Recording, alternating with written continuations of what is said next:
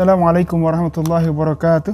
Innal hamdalillah nahmaduhu wa nasta'inuhu wa nastaghfiruh wa na'udzu billahi min syururi anfusina wa min sayyiati a'malina may yahdihillahu fala mudilla lahu wa may yudlil fala hadiyalah.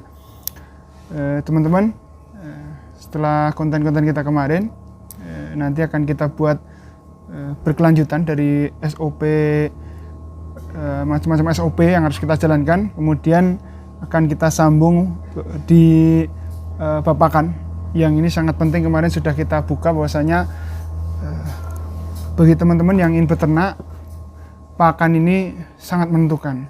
Sehingga di sini kali ini kita akan membahas pakan yang berikutnya, yaitu saya sering ngomong bahwasanya sebelum mulai beternak, tentukan dulu pola pakan yang akan dituju. Yang tujuannya apa?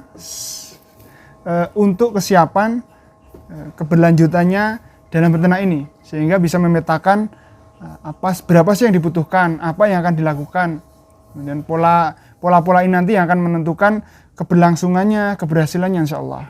Di sini kita akan menguraikan berdasarkan pengalaman kami, insya Allah, jenis-jenis pakan yang teman-teman bisa untuk segera memulai menentukan pola ini. Yang pertama adalah hijauan. Kemudian yang kedua ada pola fermentasi. Kemudian nanti ada pola pakai silase. Kemudian ada lagi nanti konsentrat. Kemudian ada lagi nanti complete feed. Kemudian ada comboran. Kemudian masih banyak insya Allah. Yang ini akan kita coba menguraikan satu persatu supaya teman-teman bisa untuk segera mengambil langkah untuk mulai beternak ini. Kira-kira apa sih potensi yang ada di sekitar? Kira-kira apa sih yang bisa dituju dengan sumber daya alam yang ada? Atau mungkin bahan baku di sekitar. Misal ada limbah industri, atau mungkin dekat di gunung, atau mungkin di limbah pertanian, atau mungkin pabrik-pabrik kecil yang semuanya membawa limbah yang ini bisa kita manfaatkan untuk pakan ternak. Yang pertama kita mulai dari hijauan. Yang ini sebenarnya sudah dilakukan oleh secara turun-temurun nenek moyang kita, yang dilakukan secara turun-menurun.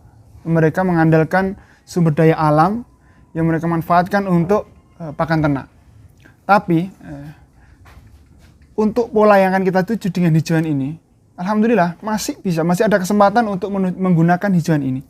Ketika kita bisa memperhitungkan berapa sih nilai gizi, kemudian berapa sih produksinya yang bisa dihasilkan.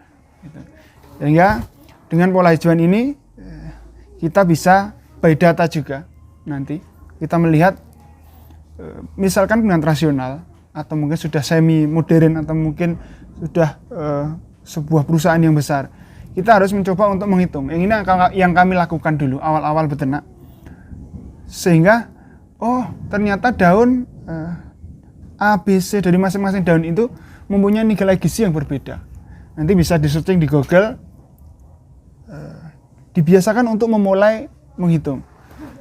Meskipun tidak harus seribet itu kan, tapi minimal kita mengetahui. Misalnya daun ubi jalar, gitu kan? Proteinnya berapa? 14%, lemaknya berapa? 3, serat kasarnya 11, kemudian TDN-nya 67,3, daun ubi kayu, tepung daun alfalfa, kemudian daun pisang, gitu kan?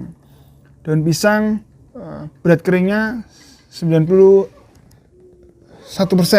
Nah, ini daun pisang yang seperti apa gitu kan? Nanti ada yang sudah dilayukan atau mungkin basah. Kemudian proteinnya 5%. Kemudian nanti ada rumput gajah. Rumput gajah nanti ada pakcong, ada odot, ada lokal, ada napir, ada macam-macam lah. Jadi kuncinya di hijauan ini kita lihat ketersediaan apa yang ada di sekitar kita. Namun harus kita lirik juga, kita lihat by data, sehingga kita bisa memanfaatkan, bisa memilih, menilai mana yang lebih baik untuk ternak kita.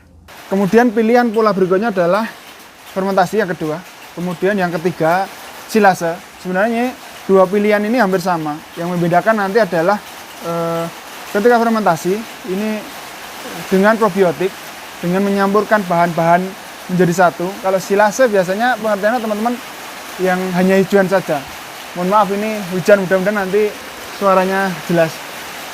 Jadi pilihan yang kedua dan ketiga ini adalah sebuah proses fermentasi atau silase, yaitu proses di mana amoniasiasi pakan dalam suatu tempat yang kedap udara sehingga dia bisa disimpan dalam waktu yang lama. Ini sebenarnya pilihan nanti ketika di sekitar kita ada sebuah bahan pakan yang melimpah sehingga bisa disimpan untuk dalam waktu yang lama. Ya, ini teman-teman contoh pilihan pola yang fermentasi tadi. Ini yang kita bikin di Skarmindo Farm. Insya Allah nanti juga akan kita buat konten mulai dari awal membuat sampai akhir beserta cara menghitungnya. Kebetulan di Skarmindo Farm ini tetap masih menggunakan pola fermentasi. Ada beberapa bagian di kandang ini yang ternyata nanti juga ada kelebihannya. Yang berkali-kali kita ngomong dari masing-masing pola nanti ada kelebihannya.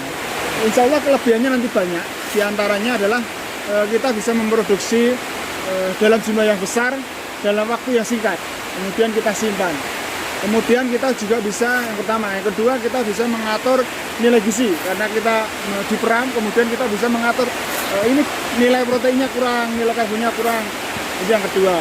Kemudian yang ketiga nanti kita bisa memangkas produksi. Jadi ketika ada bahan basah yang kita sering ngomong, tidak mengeringkan bahan basah dan tidak membasahkan barang kering, sehingga bahan basah yang sudah basah kita tidak susah-susah untuk kita jemur. Kita langsung proses fermentasi sehingga tidak melalui proses produksi lagi sehingga mengeluarkan biaya. Dengan fermentasi kita akan bisa menyimpan dalam waktu yang lama. Kemudian pilihan pola pakan yang berikutnya adalah yang keempat konsentrat. Kemudian yang kelima complete feed. Tadi kita jadikan satu seperti fermentasi dengan silase. Yang ini perbedaannya tidak jauh. Kemudian ada juga nanti konsentrat dan complete feed. Yang membedakan adalah konsentrat ini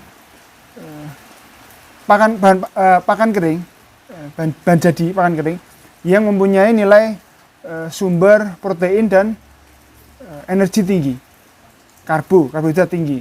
Kemudian complete feed yaitu sumber pakan atau pakan jadi yang dibuat sedemikian kompleks sehingga bisa diberikan kepada pakan tunggal. Intinya complete feed ini pakan jadi yang bisa diberikan langsung secara tunggal. Kemudian konsentrat adalah pakan yang biasanya dipakai untuk penguat tambahan sebagai substitusi untuk memenuhi nilai gizi yang belum tercukupi dari pakan-pakan yang lain. Kemudian pilihan berikutnya kombor. Yang sebenarnya ini kami tidak recommended, tapi banyak kok yang teman-teman juga mengaplikasikan di lapangan, ternyata juga berhasil.